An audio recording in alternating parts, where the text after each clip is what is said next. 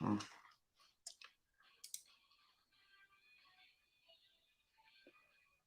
Hmm.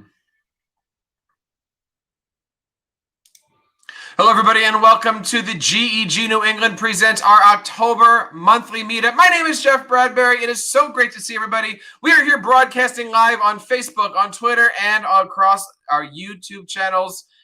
I am so happy to have you guys here today. We have a fantastic show. With me, as always, is my Ask the Tech Coach co-host, Miss Sue Vincent. Sue, how are you today? Welcome to the GEG October meetup. How are you?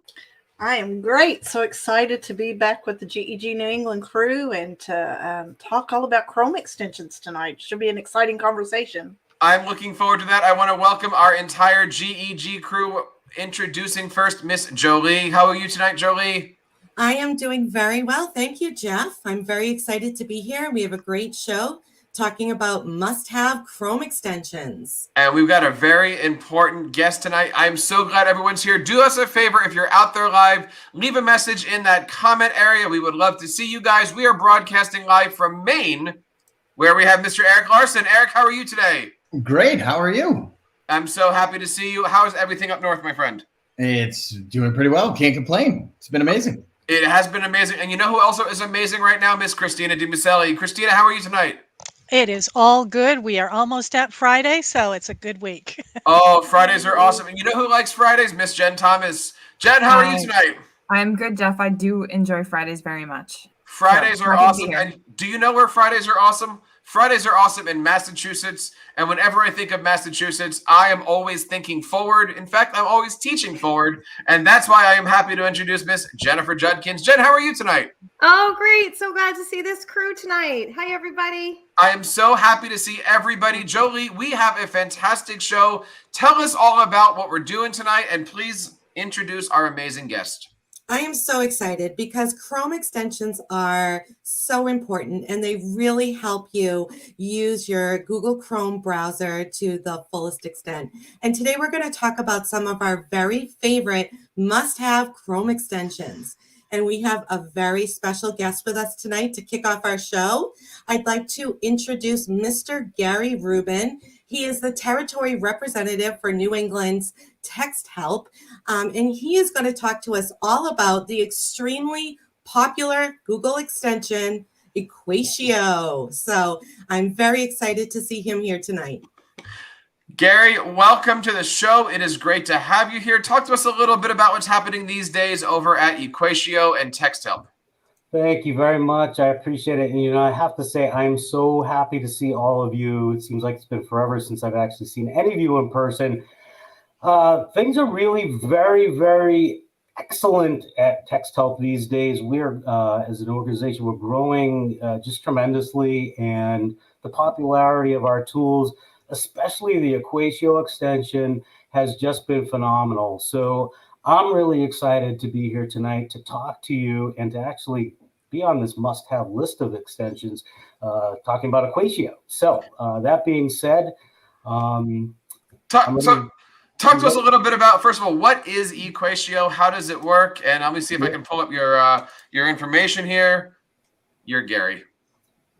That's me, and all my contact information is here on the slide deck. So feel free to reach out by phone, email, Twitter, whatever works best for you. I'm happy to answer any questions after tonight is done and we've talked about the Equatio extension. So that being said, really what Equatio is it's a tool to supercharge your math instruction, as it says right here. Equatio is a Google Chrome extension that will enable you to create equations, formulas, and more digitally, and also helping to make math and STEM classes much more accessible, as well as engaging for all of your students. And really, in order to properly frame why Equatio is important for our STEM and EdTech audience tonight, let's talk a little bit about some of the key issues that educators everywhere are facing right now. And then we can dive into the technology a little bit after, okay? So when we look at this next slide here, really what, if for the folks that are listening, if you were to see the slide here, basically this talks about when students are struggling with literacy, they struggle everywhere. And this assumption is quite relevant because we're talking about math and we're talking about digital curriculum and tech resources here. So that being said, when you look at where students are working today, students are really working in multiple digital environments. It can literally be overwhelming. Students are working in places like Khan Academy and Quizlet and Pearson's platforms and Edmentum and with PDFs and all of these other places, Seesaw, Blackboard, Canvas. I mean, it can literally be a nightmare for ed tech folks to be able to navigate through all of these different platforms. But however, there are no worries because our web toolbar for Equatio really can be used virtually anywhere. So again, if you're listening, the title on this next slide here says that are your digital math resources accessible for all learners? Now, what's important about this is the answers to these questions are yes, you really need to be devising a plan to make STEM materials accessible. So the questions that you should be asking, can the math be read in a variety of different ways? Can the content be accessed in at least 2 different learning modalities? Can the student use more than one way of responding in order to complete assignments? So that is something to think about moving forward. Now, a lot of times the dreaded quarantine email could arrive in your inbox, your parents' inboxes at any time. And, what that dreaded quarantine email would mean, hey, you know what? Your student's been exposed and you need to have your student working in a virtual environment, working from home, learning from home. So my question would be, have steps been taken in your district to support all learners and all modalities of learning? And if not, what is the plan? Are parents prepared today to teach their children how to use palette-based equation editors like the ones in Google Docs or in MathType? I know that, obviously, being thrown into remote learning last year presented many, many problems for parents to have to balance, being teachers as well as being parents at the same time. So we need to think about, what happens going forward from this point. How can we do things better? And what we've learned really from a lot of resources out there, students that tested in 2021 were literally 10 points behind in math. Learning loss or unfinished math, unfinished learning, whatever term you choose to refer to it, it's something real.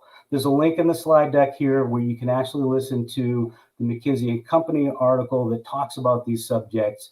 And obviously, with learning loss in math being so significant, how do we take head on this issue, especially where students are graduating out of high school, still struggling with math, especially at the college level? It doesn't have to be this way, and it really shouldn't be this way either.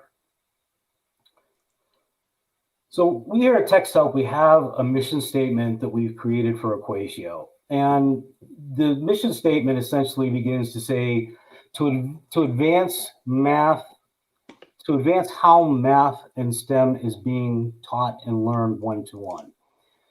Now, I substituted the word advance here in this slide with the original term disrupt. That is the official company sort of mission statement. And I don't think that that's probably ideal in our world right now. For many of our ed tech folks that are here listening and watching tonight, you might prefer disrupt. Many of you are disruptors. Many of you are pioneers. Many of you are unicorns. However, many of the administrators and math faculty that you work with do not want to hear you looking to disrupt anything in the schools. So I think you could all probably agree that there's been more than enough disruption in learning in the past year and a half. So we really have to be careful about how we frame digital advancement, as I mentioned here, in math in order to get others to embrace it. So, the way that we do this with Equatio, we make it easy to create digital and accessible math to support all learners. And this ease of use that Equatio has given us has really made it become the math editor of choice for schools, colleges, as well as content creators. On this next slide here, on the right side, essentially what we have are a number of tools that are represented in Equatio. If you're listening, basically what we have are some of the icons for Equatio Mobile, the graphing tool, which is Desmos in our Equatio toolbar. We have a tool in there for molecular modeling, and we have an interactive atomic table as well. We also have speech to math. Equatio is a really, really powerful tool. There are more tools that are available in the toolbar, but I'm not going to talk about all of them. What I want to talk about is why. Why Equatio? On the left side of this slide, really what you look at here is some of the key reasons why you might want to use Equatio in your schools, in your classroom. The tool enables students to demonstrate their math mastery in a number of different ways by offering multiple methods of representation with Equatio. It gives students choice. It empowers learners to learn math in the way that they're most comfortable with. It allows for active learning in the classroom versus passive learning, just a sit and get type of math lesson. This makes it hands-on and enables the incorporation, again, of our Desmos digital graphing tool, which is really, really popular out there, as well as the Desmos scientific calculator. We partnered with Desmos to have this graphing calculator available in the Equatio toolbar, and especially in Massachusetts, where Desmos scientific calculator is sanctioned to be used on the standardized MCAS testing. They have the ability to use, students have the ability to use the scientific calculator in Equatio and be familiar with it. And then when they're in the standard testing environment, they're already comfortable with that tool. Last two bullets, math is accessible with Equatio. Very, very important. Not all students have the ability to use math in a digital environment if it is not accessible to them. And last but not least, but again, like I said, very importantly, Equatio gives the ability for us to read all math content aloud. So any type of math that needs to be heard, not seen, it can be done with Equatio. So pretty much Equatio works everywhere. Yes, we have the ability to work on 5 platforms. So it's not just Google, it's not just learning management systems. It's in places like Seesaw, it's in places like Jamboard. We literally work everywhere. So there are no worries about being able to deliver your content with Equatio, regardless of what you're using in your schools. And to get to our digital whiteboard or math space,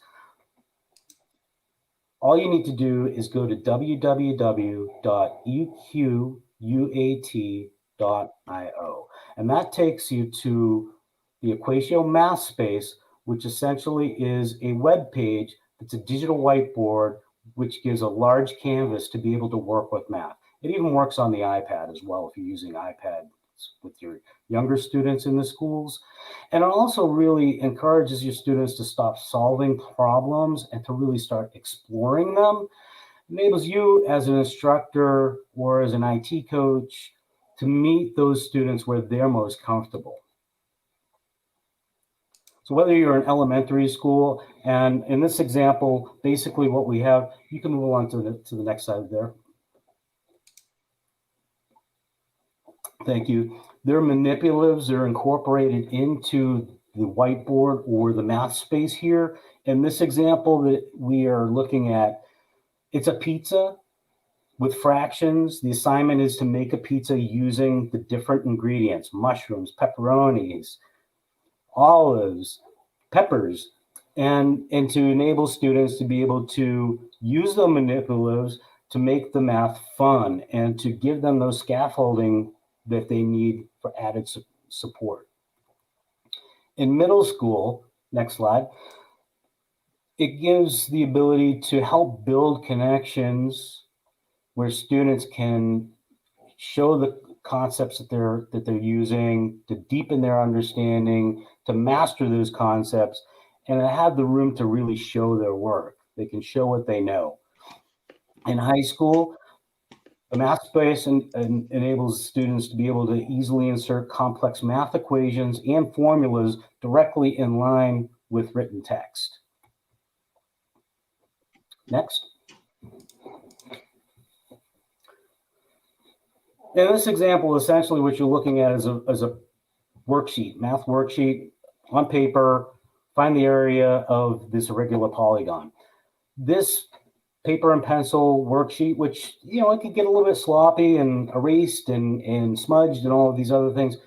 With our shapes that are available in the math space, this type of an assignment or exercise can be very easily created in the digital math space.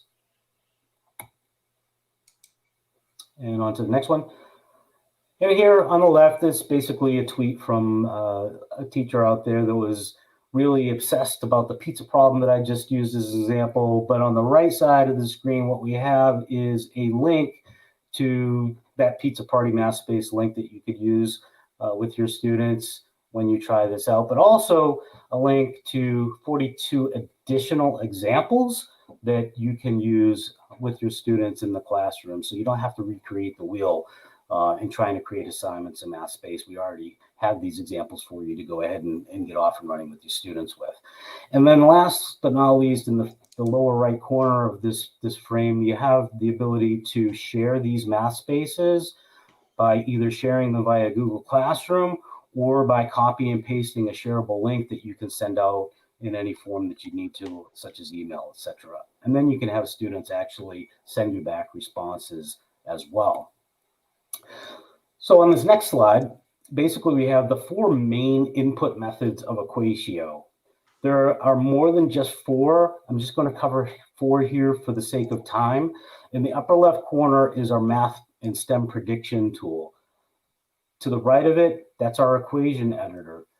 Below that, to the far left corner, is our handwriting input tool, which could be either with handwriting with a mouse, it could be with a touchpad, it could even be with a touch screen. And then last but not least, and probably my favorite, is the speech to math tool, where you can talk and have math digitally reproduced in Equatio just simply by turning the microphone on. So here on the next slide, in the upper left corner, what we have is a blue button when you open the Equatio toolbar that enables you to turn on your prediction tools for math, chemistry, and formulas. And for those STEM subjects, what we have is the ability to use all of those prediction tools. And there's an animation going on in the lower right corner here. It's showing examples of CHL as the sort of prefix and all of the potential formulas or compounds that could be inserted, the Pythagorean theorem, all of these different math equations, formulas, chemistry, symbols, physics. There's a whole entire list that is very, very thorough and complete. When you click on this blue link on this particular slide, you'll be able to go to the full list. And I don't think you could stump Equatio with anything that is not in there that you probably use in your classroom. If you can, send that along to us. On the next slide, what we have in that yellow highlighted box in the upper left corner, as I mentioned, is our very, very super powerful equation editor. That's really the core of Equatio. That tool enables you to create math by typing words that students already know. Add, subtract, multiply, and you don't even have to spell out the full word. Just key in MULT or PLUS, and it's going to give you the actual choice that you can then insert digitally into the Google Doc or into the math space. It enables students to be able to solve and show their work, bold or color their final answer, and then also save their favorite formulas. So if you're working on something for a whole entire week, like quadratic formula, they can save those formulas as a favorite there as well. On the next slide is the next major or primary input tool, handwriting. This is something that gives students the ability to have a multimodal input by using handwriting recognition on your phone, your tablet, your Chromebook, your PC, your Mac, to be able to create math, solve equations. And again, like I said earlier here on one of the slides, to demonstrate mastery. This is all about mastering the concepts. This can be used on a touch screen or a mouse, and it also gives students the ability to edit and check work before they insert it into the document, which is obviously the assignment. On the next one, our speech input enables you to dictate equations and formulas aloud. It's very smart. You can use the dictation to say Pythagorean theorem or a squared plus b squared equals c squared. It's going to be able to take that information and convert it digitally. It will also filter out extraneous words. So if I say or or I'm not sure. It's going to filter all of that out and just focus on inputting the math, which is really, really powerful. One of the other things I want to mention here, it may not be as popular, but we have a feature in here called Copy Math As. You can use the Copy Math As button, which is highlighted in the far right upper corner of the slide here, that enables you to take the math that's built by Equatio and export it as an image, LaTeX, MathML, spoken text. It could even be a URL, or you can download it as a PNG to be able to save that math to your device in order to upload it onto websites. On this next slide here, what we have is a video that I'd love you to take a look at. There's actually two videos here linked. I won't spend any more time on this one for sake of moving along here. This is the example of Redwood ISD down in Texas. They used Equatio in their environment there to really be able to get the students to move from A to B and to be able to find their own mistakes and to learn a lot more of that critical thinking that's necessary in some of the more advanced math subjects. So check that out. So here, last but not least, I would like to talk to you about potential next steps for you folks. If you like what you've heard today, seen today, please feel free to contact me for a live demo where I can really dive into all of the tools that I wasn't able to show you because of the small window of time that we had available. Email me, call me. Like I said earlier, my phone number is on the slide deck. If you'd like to skip past a demo and you like what you've seen and you want to have a district pilot set up to test drive Equatio with your students as well as your teachers and staff, we're happy to do that. We'll also include free training for you to be able to really dive in and have a great pilot, successful pilot experience. And then last but not least, if you're an existing customer listening to this podcast, we do offer discounts. So we all like discounts. So if you have Read and Write, for instance, you wanted to add Equatio and our new Orbit Note PDF annotation tool, you can stack your discounts with multiple products and also take advantage of multi-year discounts as well. So thank you so much to the Google Educator Group here, and really so greatly appreciate you giving me the time to talk about Equatio and how you can use it in your classroom to digitize math and STEM content and make it accessible with your students. So again, if you have any questions, would like to learn more, get in touch with me. I'm more than happy to help. Gary, thank you so much for sharing everything here. This is absolutely great. I've been a big fan of Text Help for so many years, and all these great features are pretty amazing. Thank you so much, Jeff. We appreciate it.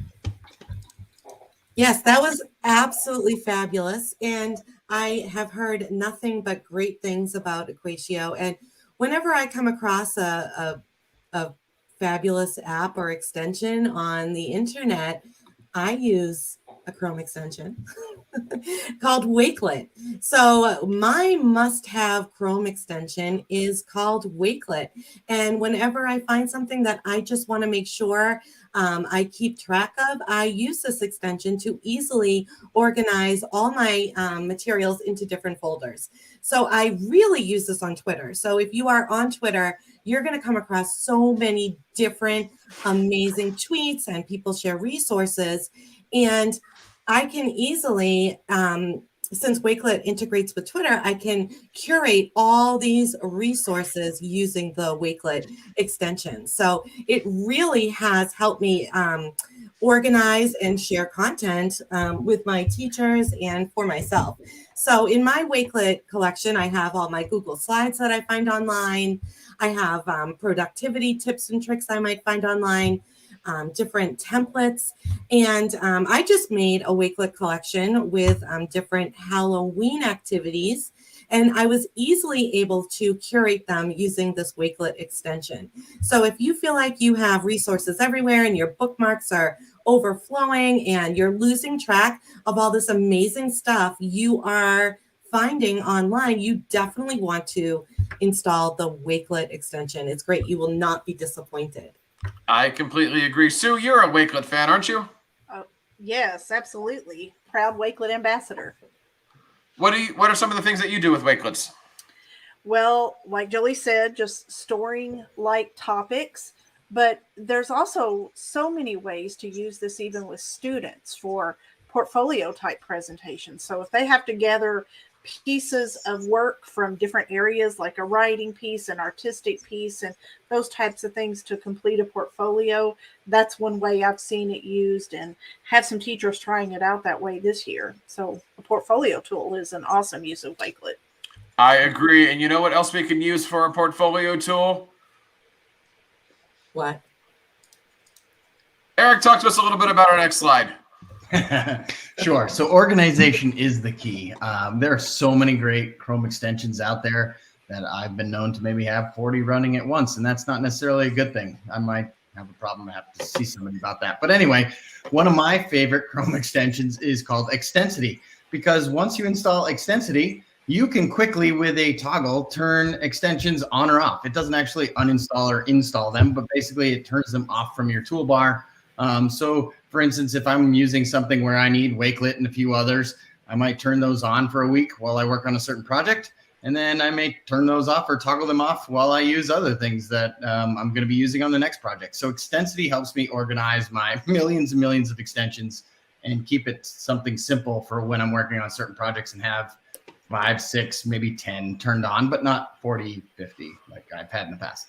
I am a big fan of Extensity. I use it constantly only because sometimes I use a computer for certain things and another computer for different things, and I've got 2 different profiles running. It is an absolute thing. And you know what?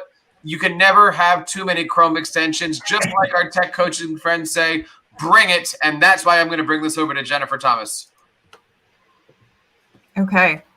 Thanks, Jeff. So I am a huge fan of Screencastify, and I just have to share that you can now create interactive questions and quizzes for your students built right into the screencast that you create. So primarily I use it for helping teachers with issues that they might be having and how to do this and how to do that. And a lot of teachers create screencasts for their students, mostly like how to do this. But now what's really nice is that you can screencast something and you can embed questions to check for understanding.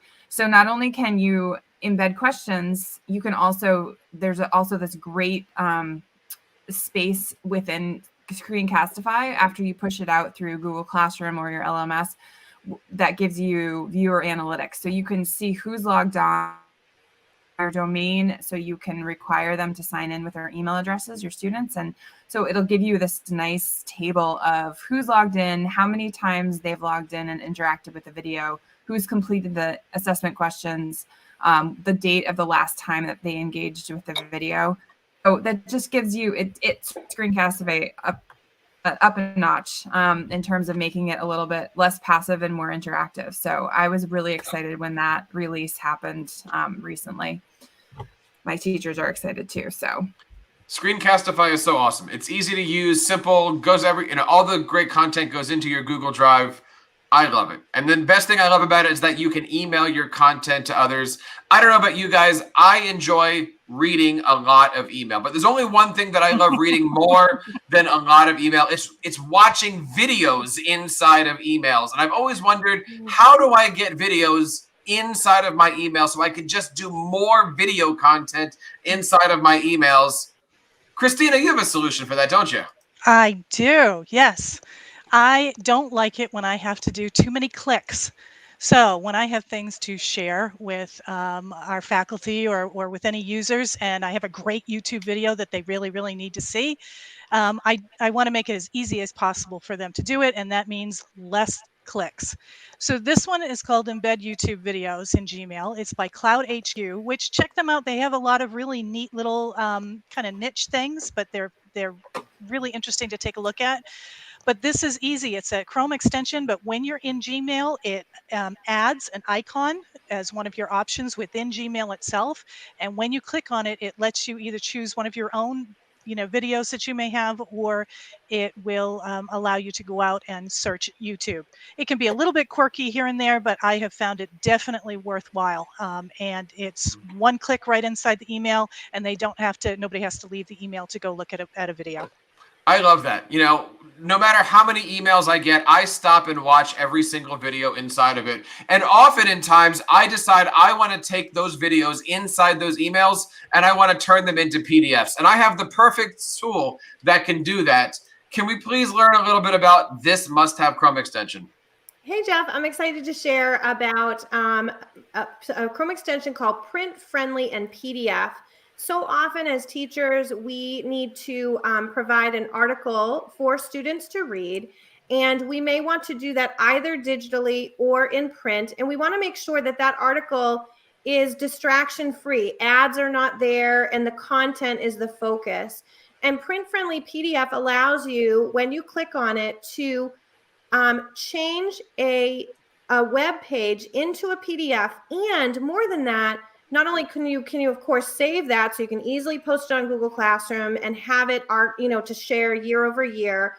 But what I love about it is you can easily hover and delete content blocks on the, from the web page that has now been turned into a PDF. So that for me, I think of all the times as a teacher, I'd be at the copy machine trying to get something to be on a two-sided piece of paper, and I would be just a little bit over, and I would stand there with scissors and tape, and you all know what I'm talking about, right? And so what's so great about this extension is I can do that so seamlessly by hovering and deleting the little things that are causing it to not quite fit. And so whenever I show this to teachers, they're always just so excited. It seems so simple, but it solves a very common problem. And so PrintFriendly PDF is a great solution to be able to take web content, allow you to save it in a way that makes it distraction-free and easy to share and or print for your students. Sue, I love things that are distraction-free. And one of the things that I love about having things that are distraction-free is when you have a lot of Chrome extensions. But how do you manage all of these Chrome extensions? Sue, you were saying the other day you like to grab a ton of Chrome extensions and put them all on your Chrome screen. Didn't you? Yes, I have one extension that I use called Session Buddy. Is that where you're going with this one? Session Buddy is not at all. Where are you going? Session Buddy is awesome, though. I was going to this one. We're all wondering, Jeff. We're all wondering. Tell us a little bit about Session Buddy first. Okay, I know. I want to hear about Session Buddy. Okay, so Session Buddy allows you to take all of those tabs that you have open throughout the day. If you're like me, you have a million of them open across the screen. I thought that's where Jeff was going, because we've had this conversation before. And with Session Buddy, you can actually save that session, and then you can be able to come back to it later and have all those same tabs open after you close your Chrome browser. So try Session Buddy. I highly recommend it. I always learn something new. That's fantastic. I love it. I will admit that just like Eric, I have a little bit of a problem with Chrome extensions. And I will find myself when somebody is sharing their screen, I look at their extensions and I try to figure out what they are. It drives me crazy if I see one and I don't know what it is. I will admit also that I have contacted people through Twitter and asked them what their little icons are. I'm that bad. So I'm going to make it easy for you. I take screenshots of my toolbar up there so that you can see every single one that I had in May and in September. And the links are there. Those links are also in the slide deck, and it will bring you to a PDF with all of those links. So if you wanted to try any of them, you could. And one of the great things about this is you could explore these, or maybe show some of them to your faculty and tell them pick one, just one, try one, and start slow with them. But that's what this kind of disaster screen is, which is the disaster of my Chrome extensions that I'm a little bit addicted to. But there's some good stuff in there to pick out. Christina, I totally do the same thing. I was literally watching someone last night do on YouTube, and I was watching what he was doing, and I was like, wait a minute, what is that Chrome extension icon that I do not know? I must learn. And so I love that. That's such a great visual way to share with staff. And I love how you linked on the slide. It looks like an easy way for staff to explore more about the extension. That's a really clever way to share that kind of thing visually and be able to and I can imagine it comes in handy when people reach out and say, what are you using for extension? You just throw that slide out there. That's pretty cool. Great idea. We want to say thank you guys for joining us tonight. Of course, before we leave, we want to share with you more things that are happening in the world of GEG New England. Talk to us a little bit, guys, about some of the new events that are coming up for us.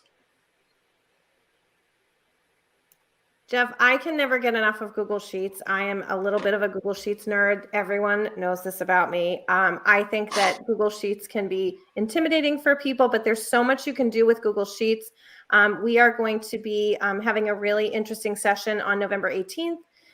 Same time, 8:15, where we're going to share things that you didn't know you could do with Google Sheets. So we hope that that folks will join us for that session to learn more and see why Google Sheets is not just for accountants. There's a lot of cool things you can do with Google Sheets and students, and we're excited to share those things with our audience. I heard you can organize your Chrome extensions with Google Sheets. True. No one's going to pick that one up. Well, of course, there's other great places out here in New England that you can find all the great resources for. Jolie, talk to us a little bit about some of the things that you can find on gegnewengland.com. Well, if you check out gegnewengland.com, you'll find our resource library where you can see all the curated videos and PDFs and templates we have for you. You can also find out what our next event will be, and you can find our contact information and join our Google group. And I hope you guys have a chance to check out everything over at gegnewengland.com. Lots of great stuff going on. And, of course, our amazing monthly newsletter, all that good stuff and more over at gegnewengland.com. Guys, I want to say thank you so much for your time tonight. It has certainly been a night. And I want to say thank you guys all. Eric.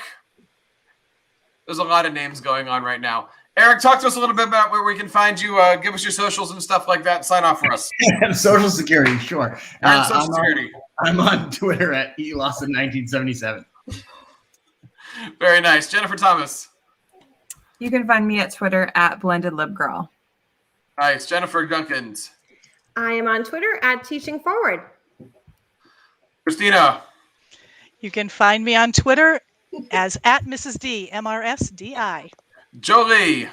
I'm on Twitter at Jolie Boucher. Gary. Just call me, 617-275-6168. Sue, it has been an amazing episode here of Ask the Tech Coach presents GEG New England. Where in the world can we find the great stuff that you're doing? I'm not sure after this episode. I am at SV314DWS on Twitter, or you can find me online at techimaginations.net. And I hope you guys have a chance to do all of those things all at the same time. We will see you guys at the end of next month for another great episode of GEG New England Live. On behalf of everybody here in New England, my name is Jeff Bradbury, reminding you guys to keep up the great work in your classroom and continue sharing your passions with your students. Night, everyone.